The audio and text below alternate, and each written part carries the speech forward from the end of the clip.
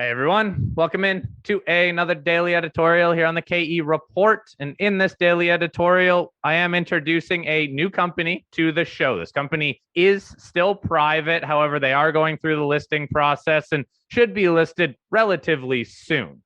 The company is LithiumBank. I am chatting with the chairman and CEO, Rob Shewchuk. Now, LithiumBank is focused in Western Canada, developing direct brine battery-grade lithium resources. Company has multiple projects in Alberta, flagship being the Sturgeon Lake project. Now, Rob, before we get into the assets, the portfolio of projects that the company has, let's start from the very beginning and the idea behind LithiumBank. How did this company and concept come together, please? Yeah, thanks, Corey, for having me.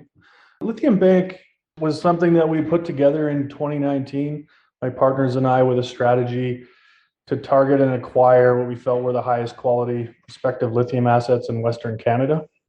As you might recall, back in that time period, 2015 through 2019, there was an extraordinary false start. We like to say electric vehicle sort of 1.0 boom and bust.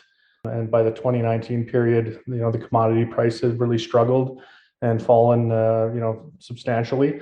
And our view was that there would be an electric vehicle call it 2.0 boom. And we thought that that would be, of epic proportion and it would be enduring for decades to come. So we spent the window of sort of 2019 through 2021 acquiring what we believe were the best assets in Western Canada. And we did that via staking claims as they came back, as companies couldn't afford to hold them, especially in that pricing environment, as well as government auctions that we participated in the province of Saskatchewan. Now, when it comes to LithiumBank's mission and plans to advance these assets, I do want to make sure everyone understands that you're not simply here to acquire assets and sit on them. You are going to be doing work here. So give us a general understanding of the mission and strategy moving forward.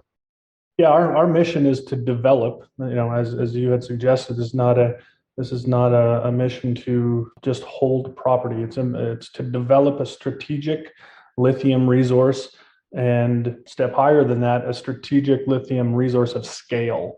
And we think that will attract the battery and EV supply chain and accelerate a path towards North American supply chain independence and a clean energy future. And so we're really mission driven, around being able to be a big part of that. All right, let's get into some of the assets then. I will post a link below this interview to the company's presentation. And early on in that presentation, you can get a good understanding of just how much land the company holds and how many projects they hold in Alberta. Take us through this project portfolio as it stands today, please. Sure. LithiumBank holds over 3.2 million acres of lithium claims in Alberta and Saskatchewan. Of that, our flagship asset, Sturgeon Lake, is over 750,000 contiguous acres. For a sense of scale, our Sturgeon Lake project alone is more than half the size of the province of Prince Edward Island. Let's talk a little bit more about Sturgeon Lake then in terms of the status of the project, because there is already a resource on there, a resource that came out just last year. Take us through the asset in the ground then, please. Yeah, Sturgeon Lake currently infers 5.97 million ton LCE resource, so just shy of 6 million tons. And we believe that has significant growth potential and exceptional flow rates. It is a giant aquifer. It's a fully contained aquifer, and it's in a fantastic location, 270 kilometers west of Edmonton, Alberta. And importantly, it's in Alberta, which is a province that understands, and has been supporting and investing in, resource extraction and processing industry, such as the oil and gas industry in particular, for generations. And we believe that a successful PEA at Sturgeon Lake will show an extraordinary opportunity exists for the development of a large-scale lithium production that can supply the North America markets for decades, based out of Alberta. So for this current resource of just short of 6 million tons LCE, how does that relate to other projects in Canada, in North America? Yeah, that's a substantial project. If you were to look at some comparables. E3 Metals has 2.2 million tons under PEA. That was, we think a very strong PEA, an exciting PEA. If you want to look at other folks down in the US, let's say Standard Lithium, they have around, I believe, 3.3 million tons under PEA. And Lake Resources, 4.4 million tons under PEA, and those are companies that are worth well over $1 billion. But of course, they're at the preliminary feasibility study stage, so they've done some de-risking, and so they enjoy the benefits of valuation of that. So for Sturgeon Lake, before we move on from here, in terms of 2022 work plans this year, what are the work plans? How are you going to advance this asset? The current focus, I would say, is with respect to Sturgeon Lake, is really around our preliminary economic assessment. So that's sort of like the big next step. After you get a resource, you want to get a solid PEA and prove that there is a economically viable asset in the ground. So we hired Hatch. Hatch is a world-renowned engineering firm, and they're handling our PEA for us. Using a number of technology providers, and we expect that to be completed around mid-year this year, so a few months from now. We believe that we have the near-term potential to demonstrate that in that PEA that Sturgeon Lake represents one of the most attractive, importantly contiguous, right, and potentially carbon neutral direct brine lithium resources in North America. Assuming we have positive results from our PEA, we'll move forward with the pilot plant work and field work to upgrade inferred resources to measured and indicated. And then we'll commence a pre-feasibility study for targeted release in the back half of 2023. And we think that a solid PFS is going to attract a major partner for the project, a buyer or a banker, to finance this through to production in as early as 2025. So I think that's one of the things that's most special about lithium brines in general, and what the work that's being done in Alberta, by E3 Metals, by us as well, is that there's this opportunity for a mining project, if you will, quote unquote mining project, to have this kind of small footprint, be carbon neutral and produce lithium at scale for the kind of invested capital that we've had to put in today, which is very minimal when you compare that to, say, copper or gold projects, and the timelines associated with being able to move from a resource, inferred resource, through a PEA, through PFS, is just it's unheard of in these types of industries. Yeah, very interesting. Advancing this asset that is already a large asset. Now, you mentioned Alberta, and how Alberta relates to the future of EVs is quite interesting, because most people think of Alberta as simply an oil producer, but now with a couple projects in Alberta, the province seems to be making a bit of a shift, or opening up a bit more to some of these other avenues. Take us through how you see Alberta playing a role in the future of EVs. Yeah, it's a great question. I mean, first and foremost, the way we think about the history of Alberta since it was formed in around early 1900s, 1905-ish, it's been a resource extraction economy from day one. And it's just the resource of interest, or the payable resource, was oil and gas, right?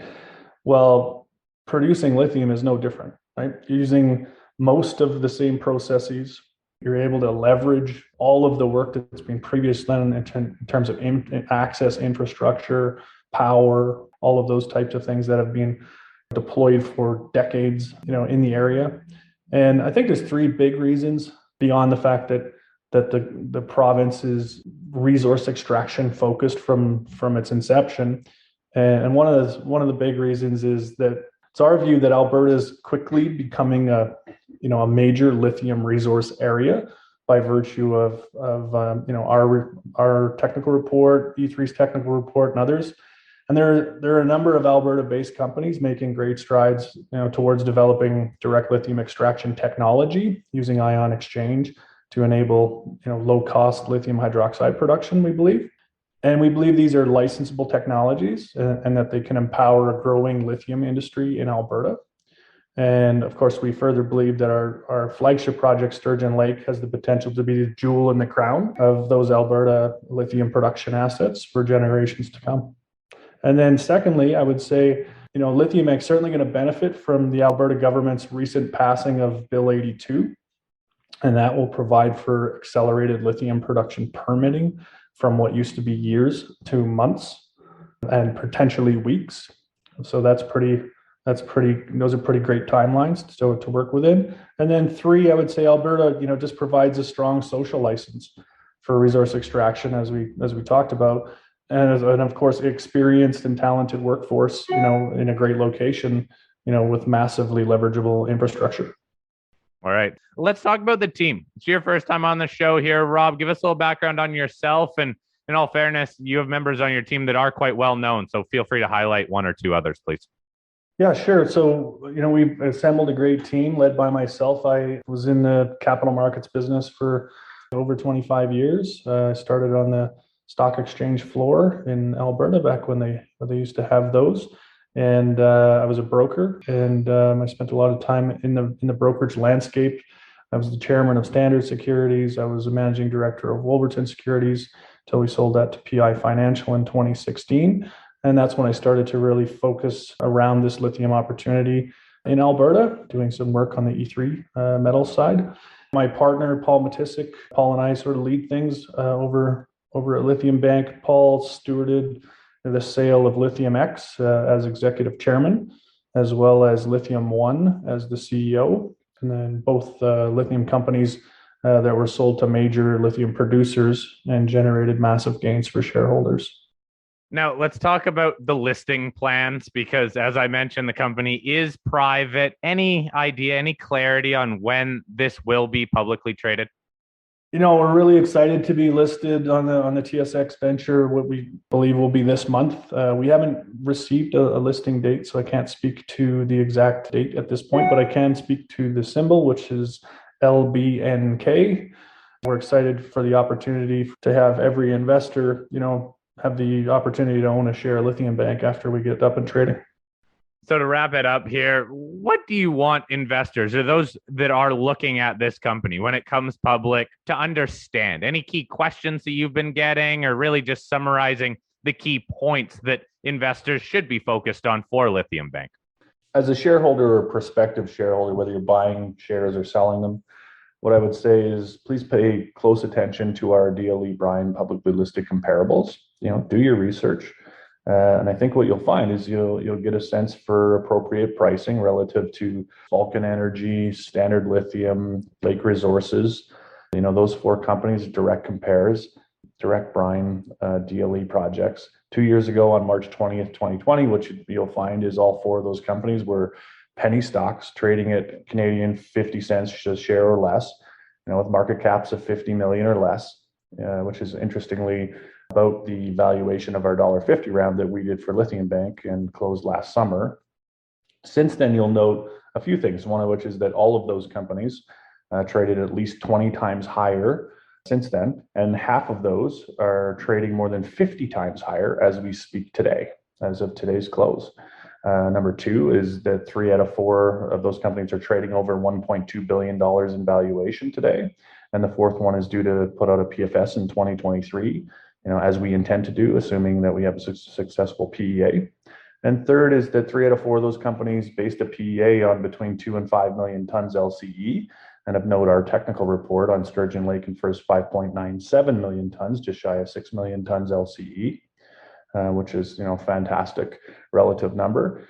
We don't see this as magic. We see a recipe here, and the recipe is simple to us. It's, locate, acquire, and qualify an attractive inferred resource of scale, successfully guide it through to a compelling PEA outcome, which we're working on right now, upgrade inferred resources to measured and indicated with some work in the field and potentially a couple drill wells to drill, and then use that to generate an attractive PFS outcome, a preliminary feasibility study, and importantly, one that can show a path to potential production by 2025.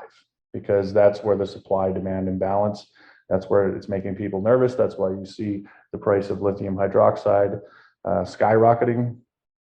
And LithiumBank is fully committed to do exactly that. We expect to produce a PEA on our flagship Sturgeon Lake asset in a few months from now. And if successful, that's going to take us one step closer to validating our potential to become one of the most valuable, publicly traded near-term lithium hydroxide producers.